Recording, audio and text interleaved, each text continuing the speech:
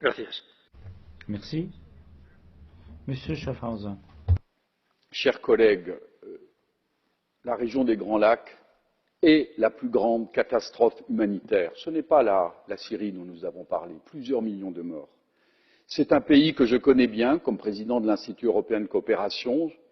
J'ai l'ONG la plus importante, je présidais la ONG la plus importante, et j'ai été placé auprès du vice-président Zaidine Goma, aujourd'hui décédé, un ami qui a combattu pour la transition démocratique et qui représentait l'opposition démocratique lors de la transition démocratique en 2004. Il a donné la vie pour son pays.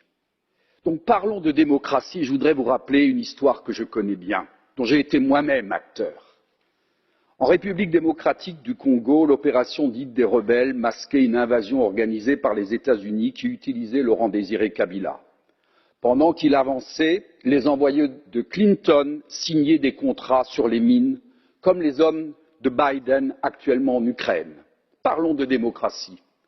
Laurent Désiré Kabila, stoppé par la France et l'Angola, se rapproche de la France car il estimait que c'était les intérêts de la République démocratique du Congo.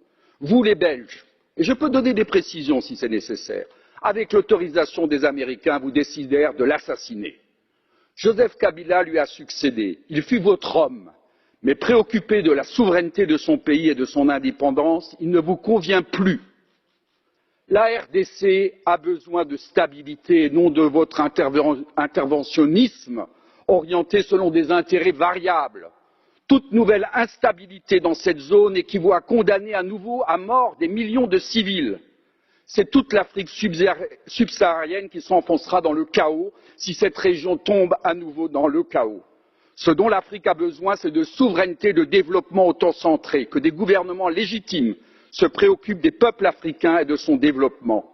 Oui à la démocratie souveraine d'une vaste coalition démocratique avec Joseph Kabila pour l'avenir de cette région où l'interventionnisme occidental a tué de 4 à 5 millions d'Africains de la région des Grands Lacs.